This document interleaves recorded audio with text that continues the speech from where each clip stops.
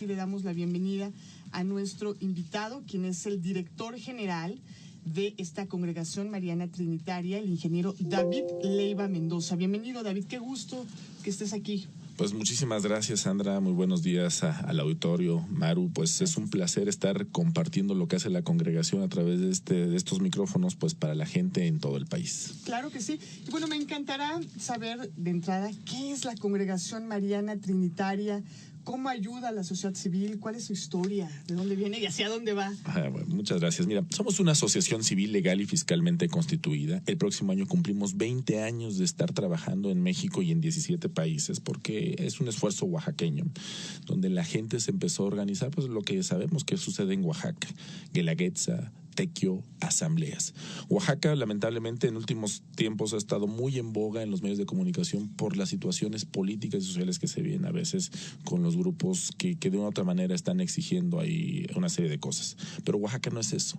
Oaxaca es la decisión en lo local, en que escogemos a un presidente municipal levantando la mano, y es en el único lugar del país donde nuestro presidente municipal en casi 440 municipalidades fue electo en una asamblea, en un voto abierto sin intermediación de partidos políticos.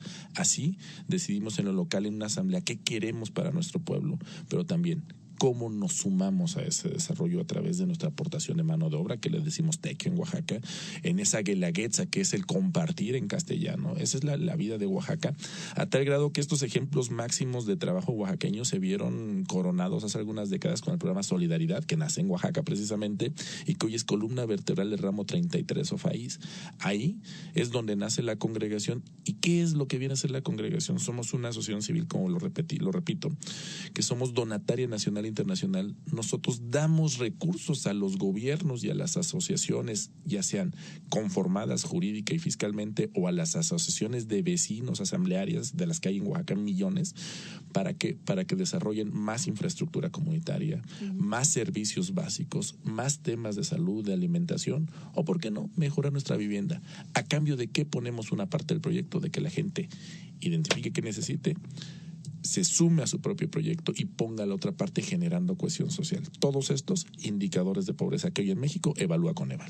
Y ahora, además de Oaxaca, ¿qué otras zonas de la República Mexicana tienen ustedes de cobertura? Es decir, ¿en qué otros estados trabajan con esos proyectos que has mencionado? Trabajamos en las 32 entidades de la República. Incluso los gobernadores de 29 estados de la República han ido a Oaxaca con mi presidenta, la enfermera Catalina Mendoza, a suscribir convenios. ¿Para qué? Para que multipliquemos recursos en la vía pública y en la vía ciudadana. Tenemos presencia directa con más de 2.120 municipalidades. Y bueno, a nivel de número de población, tenemos, según nuestra última evaluación, porque no olviden que una asociación en México es fiscalizada por la Secretaría de Hacienda, y en el caso de nosotros también evaluados, atendemos de una u otra manera directamente a 64 millones de mexicanos, que mejorando su vivienda, quizás teniendo alumbrado público, quizás teniendo el parque, quizás teniendo drenaje, quizás la señora que no le alcanza para comprarle la fórmula a su hijo, es un tema que estamos viendo muy imperante, pues o come las demás familia o le compramos la fórmula tan cara al niño. Bueno, pues hasta ahí entramos a veces, a cambio de que las señoras se organicen con más señoras para sacar adelante los temas de familia y los temas de su comunidad. Oye, David, algo muy interesante es que en cualquier circunstancia, cuando hay carencias, la creatividad es un factor maravilloso, y en este caso los oaxaqueños son gente que ante las adversidades se las ingenian y se crecen. Y ustedes, que ya llevan todos estos 19 años generando entornos saludables, como lo es uno de sus lemas, ¿cómo se sienten cuando pueden ayudar a estas personas que ya tienen esta necesidad, sí, pero también que saben que va de la mano de algo que ellos tienen que hacer y que tienen que aportar? Yo vas a hacer tú la entrevista, okay, si me permites, Mar. ¿Tú cómo te sentiste cuando te graduaste en tu profesión, claro, y hoy ocupas este espacio tan importante? Satisfecha. Yo sí pude. A la gente lo que nos falta es eso. Cuando llegan y nos regalan al alumno el examen para pasar, pues se vuelve alguien dependiente y perezoso. Cuando la comunidad está esperando que todo le resuelva el vecino o le resuelva el gobierno, nos volvemos dependientes, o bien fomentamos el paternalismo. La fórmula de la congregación es simple. ¿Tú qué pones para yo sumarme y tú encabeces el esfuerzo? nosotros no vamos a conocer 64 millones de gentes, es una realidad. Somos orgánicamente muy pequeños y dependemos mucho de asociarnos pues con asociaciones serias de la sociedad civil, con los gobiernos responsables, etcétera, etcétera. Pero cuando vemos que la gente ya mejoró su entorno y que la evaluación de Coneval, porque nos vamos mucho indicadores, traía antes un nivel de pobreza y por nuestra ayuda, pero sobre todo la participación de la gente, que es lo más valioso, pues cambia ese número favorablemente, nosotros estamos satisfechos. Una. Dos, cuando la gente nos dice, aunque no somos una organización religiosa y el nombre pareciera no somos, pero cuando la gente nos dice en lo que creamos, Dios los bendiga, para nosotros como personas ya está cubierta la parte. Pero sobre todo, cuando dicen yo sí puedo, ahora las mujeres sobre todo, ¿qué sigue? Las mujeres están muy en el tema, ayer lo vimos, ni una menos. Es empoderar a la mujer, pero tristemente la mujer ni a veces ella misma sabe qué es empoderarse. Busca algo y no sabe a dónde llegar. Pero cuando vimos, oiga, ya pude sacar a mi hijo, fíjese que hoy mi hijo ya tiene zapatos, fíjese que ya mejoramos la vivienda, que ya tengo un taller de costura, que ya tengo una peluquería, que ya tengo una papelería y que eso me permite darle de comer incluso hasta vez a mi esposo. Eso es empoderarlas. O bien, en el campo político, la líder comunitaria que siempre veía para abajo, que nunca era vista por nadie, de repente es a la que escoge la comunidad como su representante para la congregación, la que va y nos visita puerta por puerta, y de repente esa señora que siempre anhelaba con ser algo en lo público, en su comunidad, es regidora, presidenta municipal, diputada, pues ya estamos generando gobernabilidad y gobernanza. Eso es lo que nos llena de satisfacción. Sí estamos siendo en estos últimos años muy analíticos de la medición. En Quintana Roo lo vimos con el anterior gobierno del estado.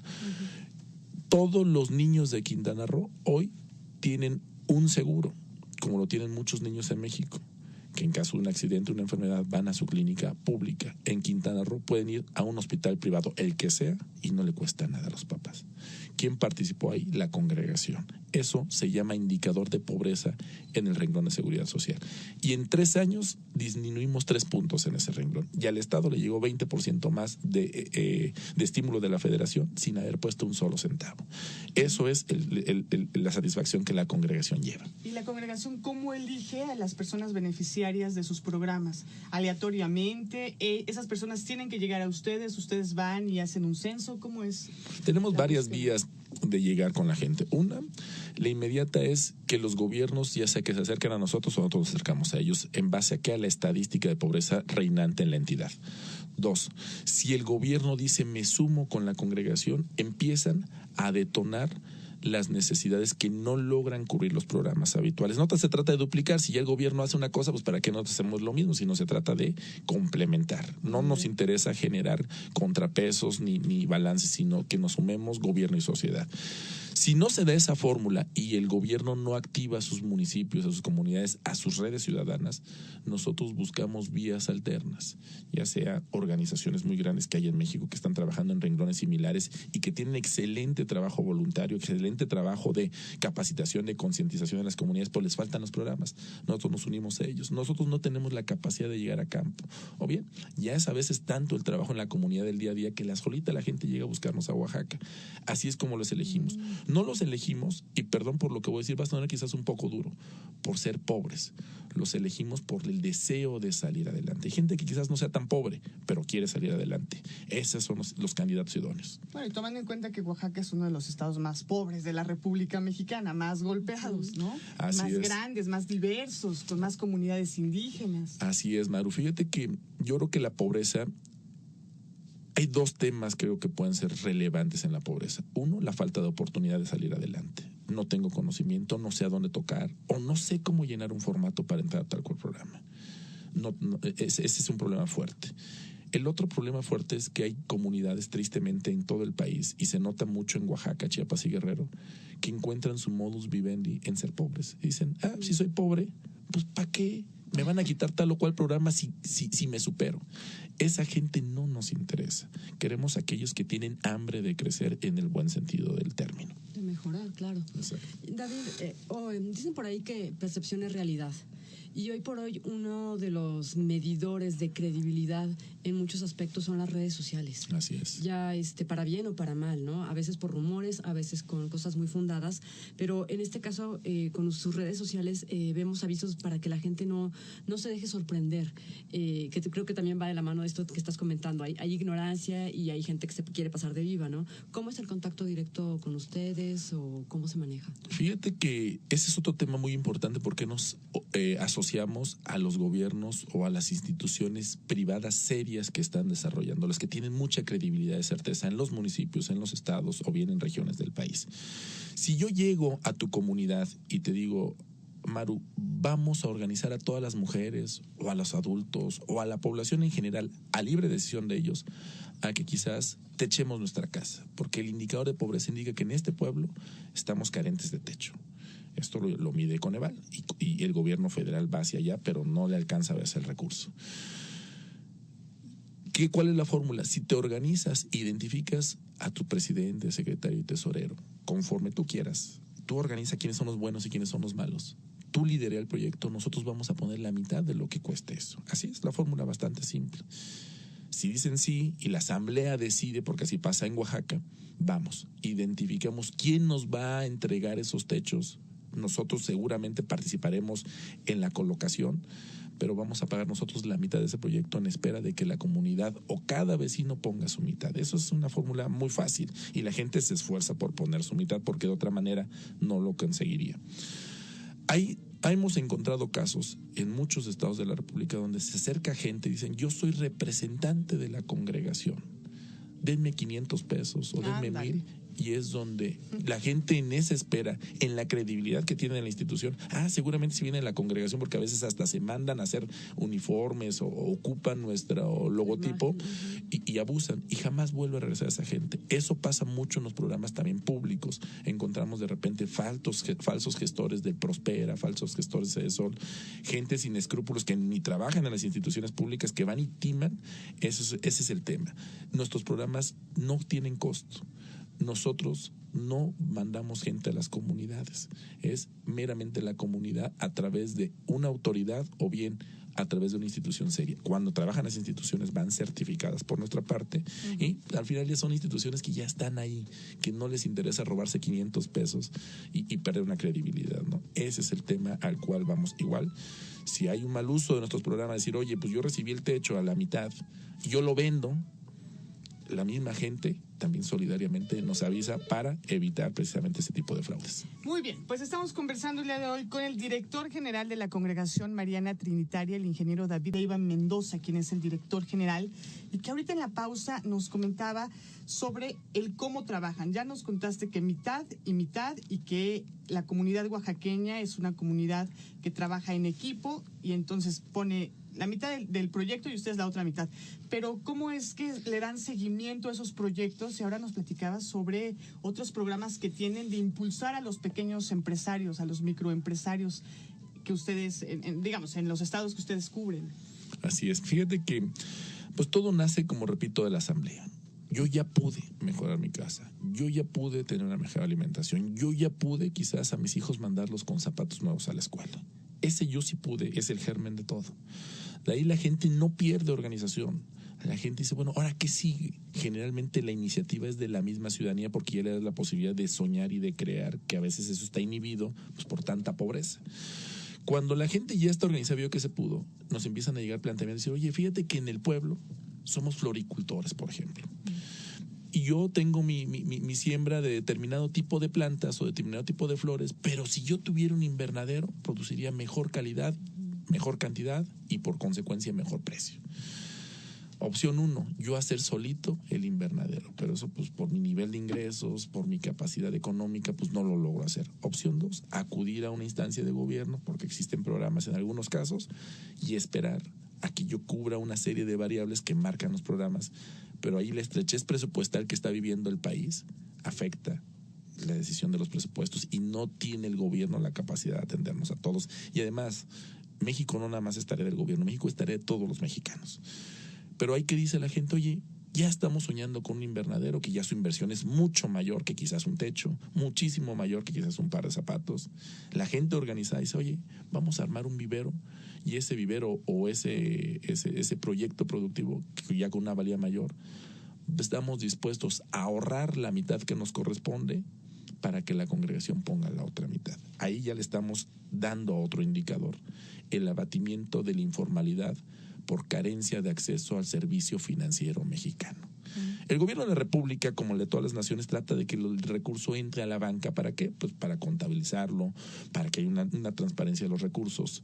Y la gente pues no está acostumbrada en los pueblos a ahorrar, no está acostumbrada a ir al banco porque pues, le da miedo. Estamos acostumbrados al crédito y no a esa parte. Bueno, en Sinaloa, en Sonora, en Acapulco mismo, por ejemplo, ya hay proyectos de esta naturaleza en donde la gente dijo, a ver, yo ahorro la mitad. En lugar de meterlo al colchón, voy junto con mi grupo a depositar a mi cuenta al banco. Gana intereses. Empezamos a tener mayor permeabilidad con la banca en los sectores donde le tienen miedo. Ya juntada su mitad, nos dicen, oye, ¿sabes qué? Vamos por el invernadero. Y ese invernadero cuesta mucho más. El proveedor es fulanito de tal, porque fue el que mejor nos dio precio, calidad, eficiencia. Y la congregación va y deposita su otra parte. Llega el invernadero completo a la comunidad y la gente, o una de dos, o ya es experta por su propia formación y nada más le añadimos algunas prácticas especiales para el manejo de esas tecnologías, o en su defecto, ahí buscamos los medios para que se les dé la capacitación y puedan producir con mayor eficiencia, por citar algunos casos prácticos. Oye, pero esa otra mitad, ¿la prestan? Es decir, ¿yo te tengo que pagar? ¿O es como de, bueno, siempre y cuando trabajo? ¿O cómo? Es así nomás de bonito? Mira, nosotros somos una donataria y tenemos recursos bastante amplios que nos donan empresas, que nosotros tenemos recursos que nos generan, proyectos que nos generan recursos. Y al ser una donataria no podemos ser un ente de lucro, no nos interesa ser ente de lucro. Este recurso que llega, que es muy grande, se destina a desarrollo social, pero en fórmula de coparticipación y corresponsabilidad. ¿A cambio de qué vamos a poner la mitad de determinado proyecto? O a veces ponemos más, hay veces que ponemos también menos, dependiendo el impacto que va a tener, ¿no? Eso lo define el Consejo de Administración. Entonces estamos hablando de una fórmula general de mitad-mitad. ¿A cambio de qué? Si tú llegas solita, que ese es un problema en México, que antes no éramos así los mexicanos, y tú solita resuelves tus problemas y que a los demás nos sigamos hundiendo y no pase nada, no te vamos a atender. Tú, que a lo mejor ya eres líder por vocación, que a México le faltan verdaderos liderazgos, te vamos a decir, une a más familias. Hasta el que te cae gordo, súmalo. Porque si ustedes dos no se hablan, no funciona, por ejemplo, así inmediatamente el vecino vigilante. Si llega un malo a la comunidad, ni vamos a saber qué es el malo. ¿Por qué? Porque no nos hablamos, no nos interesa. Hoy ya nosotros no dejamos a nuestros hijos encargados con los vecinos porque no los conocemos o les tenemos desconfianza, y ya antes México no era así. Este es el tema de la comunidad que nos interesa. 2, el liderazgo. Yo te hablaba de liderazgo. Si estamos buscando a la persona más honesta, con mayor probidad dentro de la comunidad, que la eligió la misma comunidad, dices que Maru o Sandra son las buenas en el pueblo porque son las honestas, no se roban el dinero de la gente, no nos llegan tomadas a las asambleas, no son faltistas.